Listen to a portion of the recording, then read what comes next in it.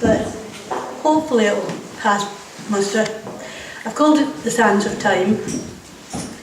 She watched over Clydebank for 48 long years, each of her 4 faces visible for miles around, while sewing machines were produced below her. Alas, in 1963, the mighty giant stopped, never to be heard again. It was said by many people that was the beginning of the end. And the end indeed did come in 1979, when it was announced that the factory was to close, making thousands unemployed. Although that happened many years ago, people still bemoan the passing of an era in the lives of the people who once worked in the biggest sewing machine factory in the world. Singer.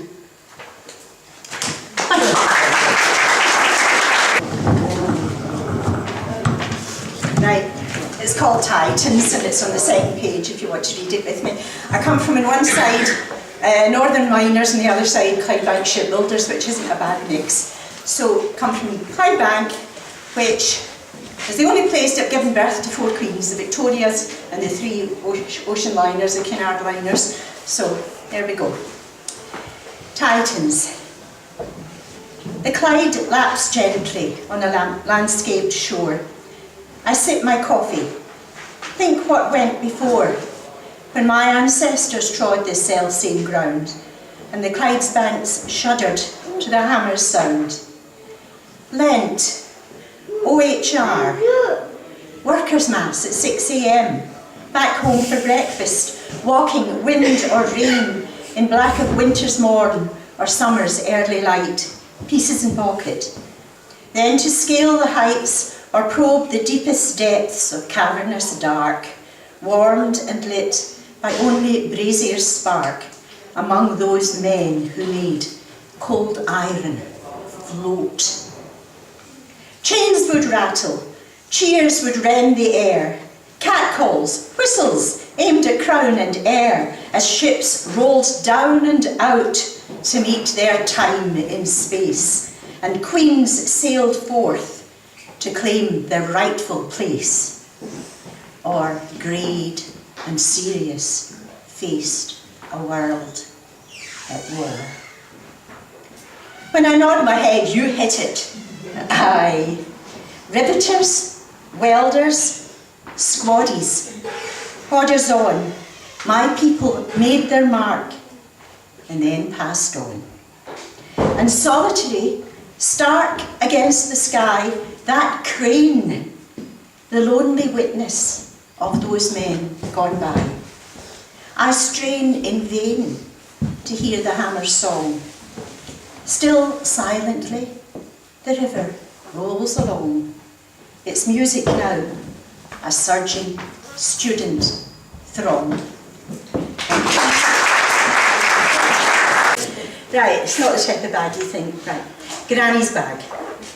At 102 and still raring to go, her granny decided to bag a Monroe. She wouldn't be chivvied, persuaded, cajoled. If I wait until next year, I'll be hour old. Our grandfather told us, don't waste your time yelling. We're married for years and she won't take a telling. To reason with her would drive you demented. You could bend over backward, she was never contented. Then Granny grew mean, and Granny grew thrawn, and her heads were pure biddling. So we said, ah, go on. So she brandished her walking stick, set off en route, while we curried in at the house, at the foot. And we raised up a glass as the evening grew faint, and toasted your Granny, who long since had went. And as sunshine rose high over loch, over glen, I lifted a glass, and we did it again. But the time it went on, ooh, and she didn't return. And we couldn't raise Granny on our mobile phones, and even our grandpa, he put down his glass. She would have your hair roasted, he said. What a lass. So we got out the police and raised such a shout for the brave mountain rescue to sort the thing out with their dugs and their jeeps and their big helicopter. they got on to us, saying to us, yous should have stopped her. Then the chopper came in, flying fast, flying low, and there was our granny just swinging below, safely strapped in a stretcher. We gave a loud cheer, and Grandpa went back in to finish his beer. We fussed and we fretted. You shouldn't have gone. But Granny protested. Stop havering on. Gain up. Ach, nae bother. I did that with ease. But see coming down again. Ach, it's they knees. Then she shrieked, you've left my stick up at the top. Sorry, hen, said the rescue. We're no going back. So, if you find a Monroe with a stick at the top, well, that's the Monroe that my granny went up. I wrote this poem for my mum. We'd been up at Lowman Shores and we were talking to this guy who wrote poetry, and his poems were called things like Mince and Totties or Take Me Drunk, Come Hame. So I asked my mammy, what do you want me to write a poem about? And she says, changing that bloody duvet, I hate it. So this is about anybody that hates changing their duvet. It's called Scapegoat. The bed is stripped, the duvet bare, the dirty covers lie on the flare. The clean ones spread out nice and flat. It looks quite harmless. I know better than that. I take a breath, prepared to fight with this bit of cloth with all my might. I grab the quilt and shove it in. It gets so twisted I can't win. It went orang, I'm feeling blue. The cover has won rounds 1 and 2. I have a fag and a wee cup of tea. Now I'm ready for round 3. I start again, turn it inside out. I'll do it this time, I have no doubt. I crawl inside the great big cover, straighten the quilt from one side to the other.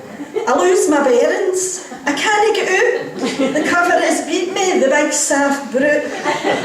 My son goes up into his room and gives a squeal. He's filled with doom.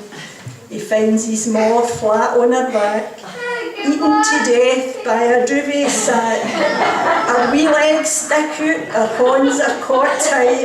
The cover has won the final fight. A word of warning to all you mums, beware the duvet when washing day comes.